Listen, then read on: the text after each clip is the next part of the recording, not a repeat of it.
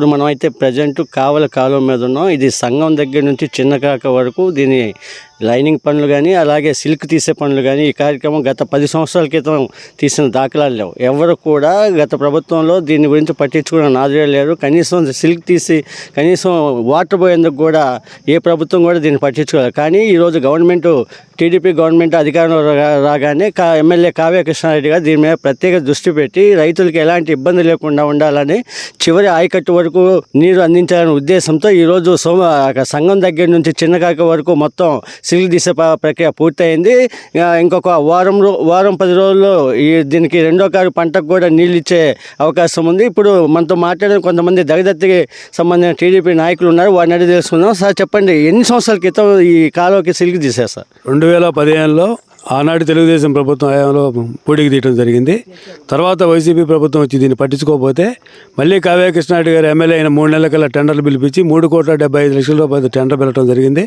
3,75,00,000 tender పిలిచి first విడతగా jungle clearance చేశాం.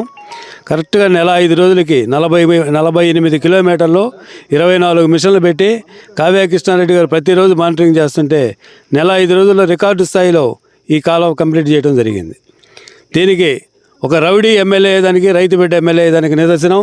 రౌడీ ఎమ్మెల్యే అయితే పైలాలను పగలగొట్టడం ఆ కార్యక్రమాలు, రైతు బిడ్డ ఎమ్మెల్యే అయితే కాలువలో పూడికలు తీయటం, రోడ్లు వేయటం, కాలువలు కట్టడం ఇవి జరుగుతూ ఉన్నాయి.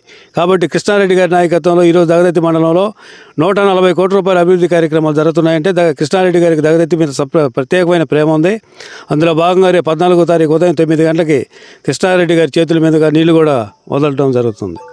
సార్ ఇది మొత్తం ఎంత అంటే ఎక్కడి నుంచి ఎక్కడ డిఎం ఛానల్ కూడా పూర్తి అవకాశం ఉందా?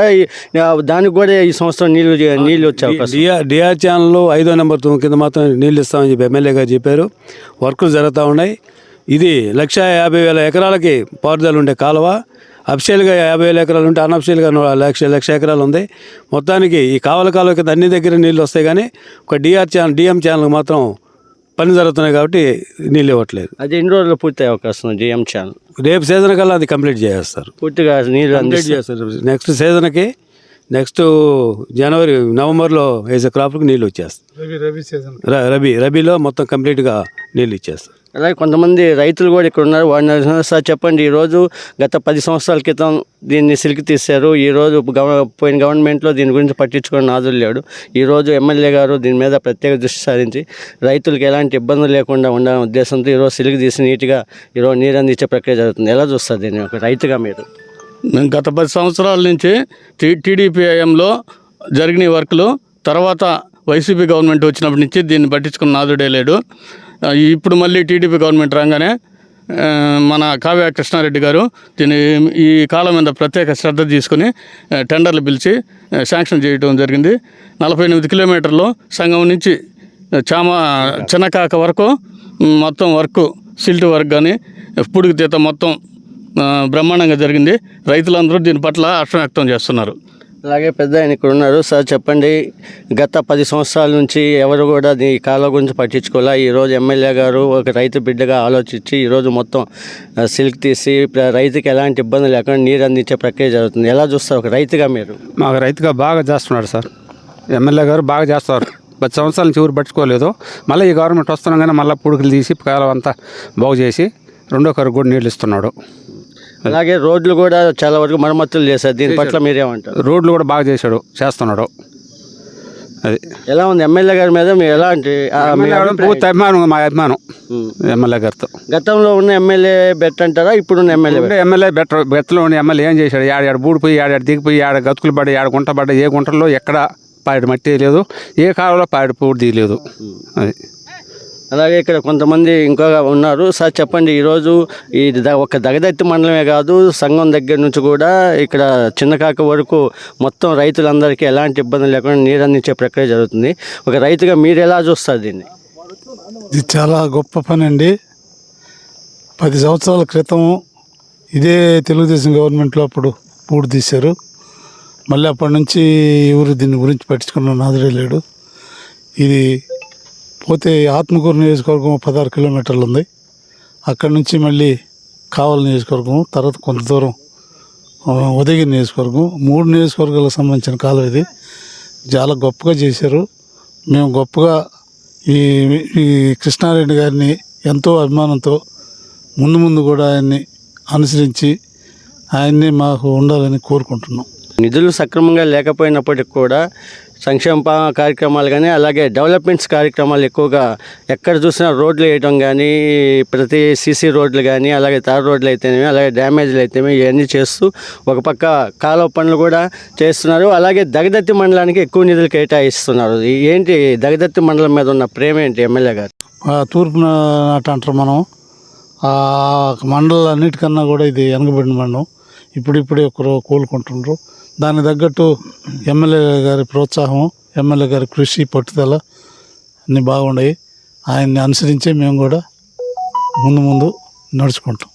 అలాగే 2019 ఎన్నికల కౌంటింగ్కి వెళ్ళిన టీడీపీ నాయకులు సుధాకర్ ఆ రోజు టీడీపీ ఓడిపోవడంతో ఆ రోజు ఏ రోజైతే మళ్ళీ టీడీపీ అధికారంలోకి వస్తుందో ఆ రోజు చెప్పులు వేసుకుంటానే ఉద్దేశంతో ఆ రోజు చెప్పులు వదిలేశారు. అయినా 5 సంవత్సరాల తర్వాత నిన్న వాళ్ళ ఊళ్ళో కాట్రాయపాడులో సిమెంట్ రోడ్డు పనులు అంటే ఏదో ఒక అభివృద్ధి కార్యక్రమం చేసిన రోజు ఎమ్మెల్యే చేతుల మీదుగా చెప్పులు వేసుకుంటా ఉన్నారు. అదేవిధంగా మొన్న కాట్రాయపాడులో సిమెంట్ రోడ్లు వర్క్ పూర్తి చేసి ఆ రోజు ఓపెనింగ్ రోజు ఆయనకి ఎమ్మెల్యే గారు స్వయంగా చెప్పులు అందించడం జరిగింది. ఇప్పుడు ఆయన ఇక్కడే ఉన్నారు. వారిని తీసుకున్నాం. సార్ చెప్పండి, మీరు టీడీపీ పార్టీ ఓడిపోయారని మనస్తాపంతో ఆ రోజు చెప్పులు వదిలేస్తారు. ఈరోజు ఇన్ని అభివృద్ధి కార్యక్రమాలు జరుగుతున్నాయి. మీ కాట్రాయపాడు కానీ మీ మండలంలో ఎక్కువ అభివృద్ధి కార్యక్రమాలు జరుగుతున్నాయి. ఎలా చూస్తారు? ఎలా ఉంది? మీ ఫీలింగ్ ఎలా ఉంది? చాలా సంతోషకరమైన విషయం. చాలా సంతోషంగా ఉంది. ఇలాంటి దమ్మున్న ఎమ్మెల్యేని నేను ఎప్పుడు కూడా గతంలో చూడలేదు. ఇప్పుడు ఈ కావలి కాలువ విషయం వచ్చేసరికి గత 6 సంవత్సరాల నుంచి నీరు ముందుకు పోయే సమస్య లేదు. ముందుకు జరగక మా రైతులు మేము లిఫ్ట్ మీద ఇరిగేషన్ లిఫ్ట్ ద్వారా నడుపుకునే రైతాంగం మేమంతాను. ఇరిగేషన్ అధికారులు వచ్చి మీ కిందకి నీళ్లు పోతే మోటార్లు ఆపేయడం అని చెప్పి అనే పరిస్థితి. ఈరోజు మాకు అధికారికంగా మోటార్లు ఆడించుకునే సమస్య లేకుండా అధికారికంగా ఆడేదానికి మాకు అవకాశం వచ్చింది. కానీ ఎమ్మెల్యే గారు 10వ తారీఖుకి మీకు పని కంప్లీట్ చేస్తాను, అదేవిధంగా అధికారులను పరుగులు ఎత్తిచ్చి అధికారులను మిషన్ల దగ్గర పెట్టించేసి 10వ తేదీ ఎప్పుడు టైం చెప్పాడో అదే టయానికి పనిని కంప్లీట్ చేశాడు.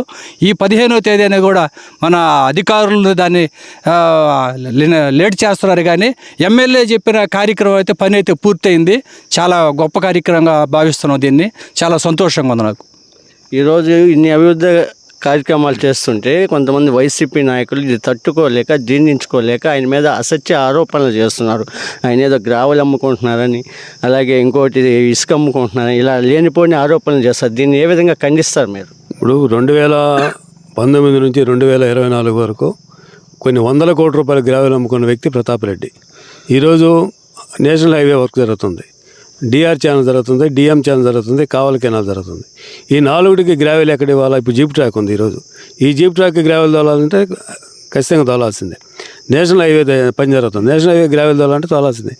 ఏ అయితే ప్రభుత్వ పనులకి అయితే గ్రావెల్ తోలుతున్నారో దాన్ని కృష్ణారెడ్డి గారికి అపాదించి కృష్ణారెడ్డి గారిని చెడ్డ చేయాలనే ఉద్దేశంతో ప్రతాప్ రెడ్డి చేసే కార్యక్రమం కానీ కావలి నియోజకవర్గ ప్రజలు ప్రతాప్ రెడ్డికి రాజకీయ సమాధి కట్టేశారు. ఇంకా 30 ఏళ్ళు అతను పైకి లేసే పనే లేదు. అలాంటి వ్యక్తి ఈరోజు వచ్చి కృష్ణారెడ్డి గారి మీద ఆరోపణ చేయడం అనేది భావ్యం కాదు.